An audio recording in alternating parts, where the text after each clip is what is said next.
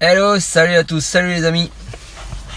Alors, et si on décidait d'appeler nos tragédies des challenges?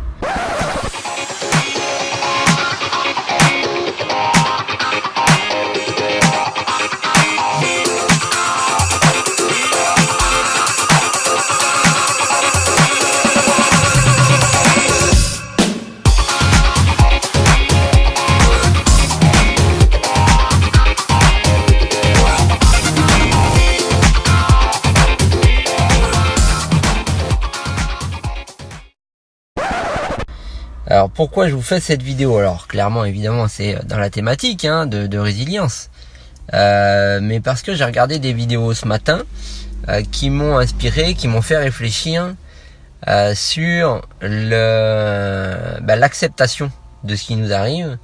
Et comme je le dis souvent aussi, et ces mots ne sont pas de moi, mais c'est pas ce qui nous arrive le plus important, mais c'est ce qu'on en fait. Et en fait, je me rends compte, j'observe que quand il nous arrive quelque chose, alors là, la vidéo qui m'a inspiré, c'est un certain Yves qui est intervenu dans un séminaire de Max Piccinini, et Yves qui est tétraplégique et qui n'a pas traversé les phases de colère, tristesse, peur et compagnie avant d'arriver à la phase d'acceptation et finalement d'aller chercher le cadeau caché derrière son épreuve. Et je me rends compte que ça a été aussi la même chose pour Vincent, qui est intervenu lors du dernier dîner-conférence à Fontainebleau, qui lui aussi, en fait, quand il a compris d'où il venait, c'est-à-dire qu'il est quand même tombé 8 fois en arrêt cardiaque, et qu'il a compris que il avait de la chance.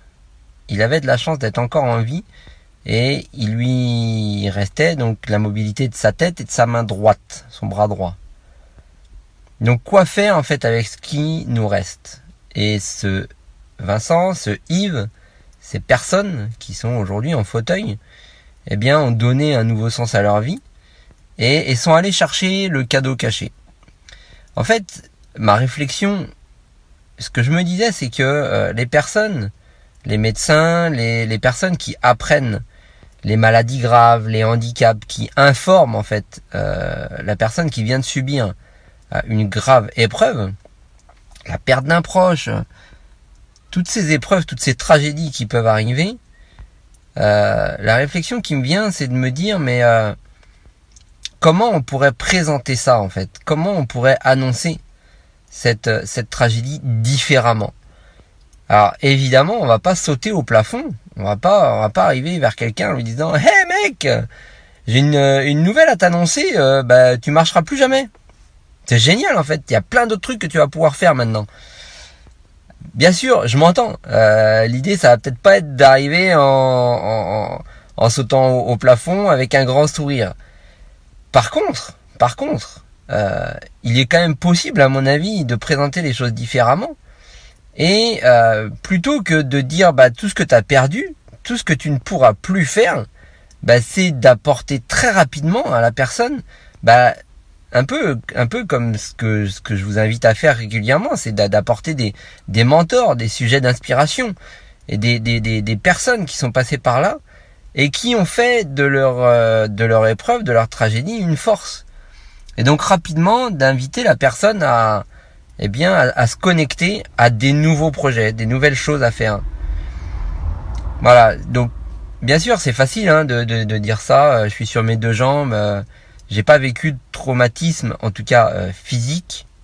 J'ai vécu d'autres épreuves de vie, clairement, bien sûr, et j'en ai fait des forces, c'est mathématique et je continue là-dessus.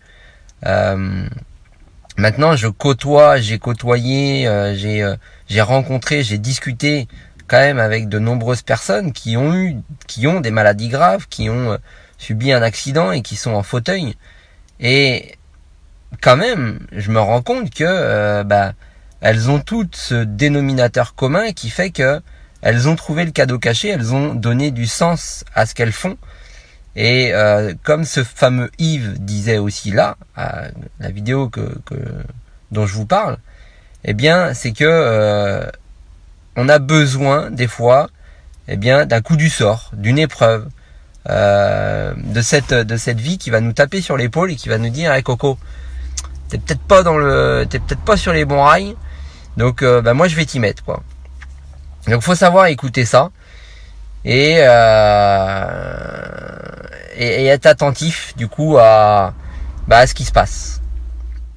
Et voilà, je vous invite à commenter cette vidéo pour me donner votre avis et puis voir comment aborder les choses, comment aborder le sujet, mais à la source, quoi, à la racine, clairement, plutôt que de se dire bon voilà, la personne on va la laisser avec son épreuve, on va la laisser digérer. De toute façon, il faut qu'elle pète un câble, il faut qu'elle soit triste, il faut qu'elle soit en colère, il faut qu'il y ait un déni.